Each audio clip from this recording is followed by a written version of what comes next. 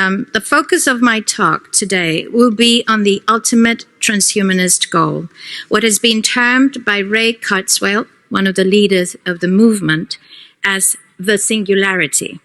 In his book titled "The Singularity is Near: When Humans Transcend Biology," he writes, "There will be no distinction post-singularity between human and machine or between physical and virtual reality."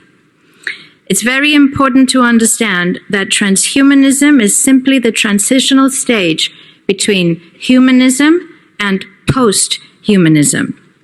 Make no mistake, the final goal is to eradicate humanity as we know it. Once you understand the final destination, it becomes much easier to look back and identify the psychological conditioning, the biological tampering, the cultural grooming, and the educational prepping that we have been subjected to for decades in preparation to making us accept a post-human future. It takes a lot of physical and psychological abuse to get an intelligent species like ours to agree to its own extinction. Most, if not all, that has transcended in the last 60 years was designed to get us closer to accepting such a dystopian reality. Whether you care to accept it or not, we live in a hyper-controlled matrix where our perception of reality is meticulously planned, managed, and executed in order to control and steer us in whichever direction they wish. And the direction is a post-human world.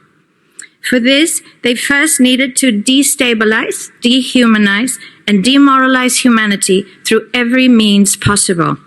The destruction of the nuclear family, children being indoctrinated by the state, abortion, the eradication of God and spirituality from education, life in megacities and away from nature, toxic food, air, and water, social media, replacing real human connection and interaction, engineered financial crisis and taxation, endless wars and massive migration, stress, anxiety, depression, drugs and alcohol, constant fear-mongering, moral relativism as the new religion, and I could go on and on about how humanity has been influenced and forced to move away from all the things that give us strength, security, purpose, and meaning.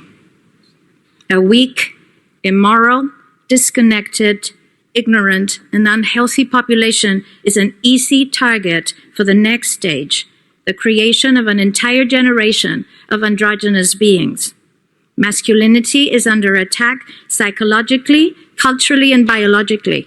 Women are being replaced in sports, entertainment, and politics by men pretending to be women, and children are being indoctrinated at school to think that gender is a choice. The transgender movement is not a grassroots movement. It comes from the top. It has nothing to do with people's freedom of expression, sexuality, or civil rights. It's an evil psyop with a clear agenda to get us closer to transhumanism by making us question the most fundamental notion of human identity, our gender.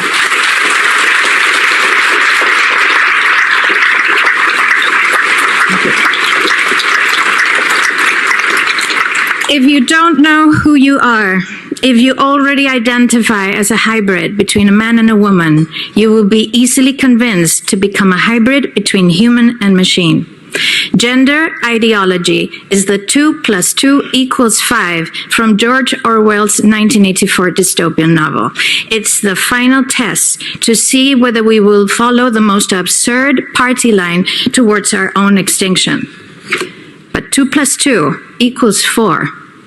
And no matter how you choose to dress, call yourself, or change your physique, will not change that.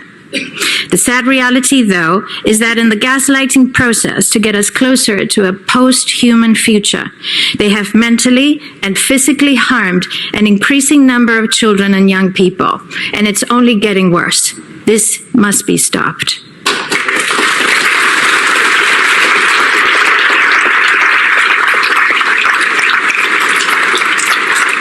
Understanding the philosophy and the ideology behind the transhumanist movement is crucial if we're going to make the right choices as a species. Transhumanism stands on the premise that there is no God, that there is no spiritual realm, and that we possess no soul. Does anybody feel like a soulless being in this room? It is the most materialistic and Darwinian understanding of who we are. And in my opinion, it is the most reductionist and frankly insulting notion of humanity. For decades, we have been prepped and groomed to accept the notion that without technological enhancements, we will not survive the future, but instead become obsolete. Yuval Noah Harari is doing a marvelous job at convincing everyone that we will become what he calls the useless class in the face of a world driven by AI, that we are simple, hackable animals restricted by our own biology. But the truth, however, is very, very different. They don't want to alter us because we are flawed, weak, and limited. They want to alter us because we are none of those things. And it's increasingly difficult to control the billions of resourceful, resilient, and creative humans that we are. There is a reason why it's called artificial intelligence. And that's because it is artificial. It's not real intelligence. Real intelligence necessitates of consciousness, something that machines will never possess. And in any case, who said we wanted to merge with machines? Why should we allow some megalomaniac nerds and their big tech billionaire friends dictate our future? I think most people just want to be able to live a peaceful life in a healthy environment where they can pursue their dreams. Technology must be at our service, not to replace us or destroy us.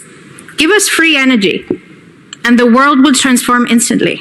Give us nutritious food, clean air, and water, and disease will be eradicated. Allow us to live in a humane system instead of a free-range tax farm, and you will see how depression, anxiety, and stress dissipates.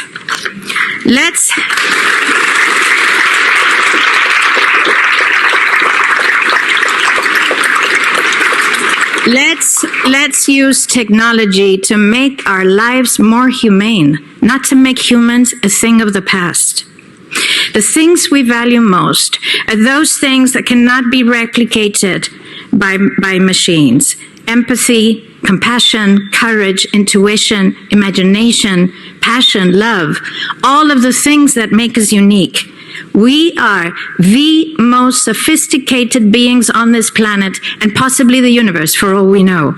Our body is a universe in itself, one that we still have not yet fully discovered, and our brains are the most complex cognitive piece of biological machinery in the world. Just to give you a sense of our brain power, in 2013, joint teams of researchers from Japan and Germany got together to simulate a single second of human brain activity. They created an artificial neural network of 1.73 billion nerve cells connected by 10.4 trillion synapses. Sounds very impressive, but actually it's only a fraction of every human being's nerve cells. Scientists believe we all carry between 80 and 100 billion nerve cells, or about as many stars in the Milky Way.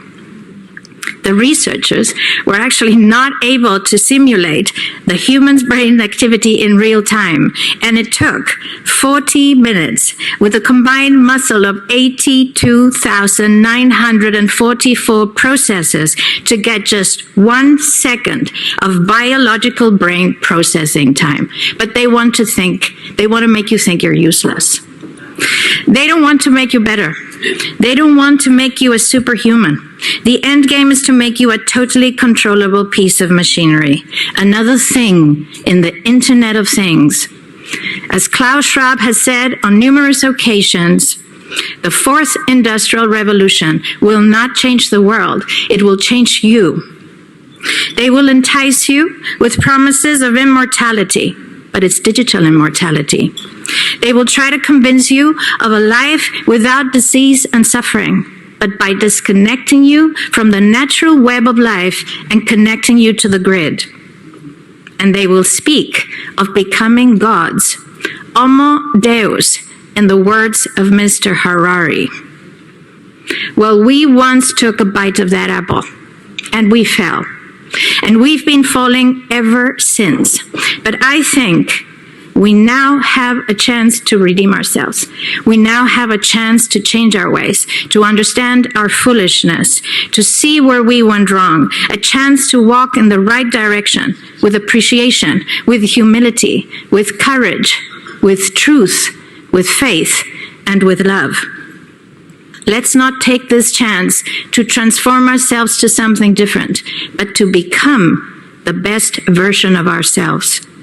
We are not here to become God. We are here for God to experience life through us. Thank you.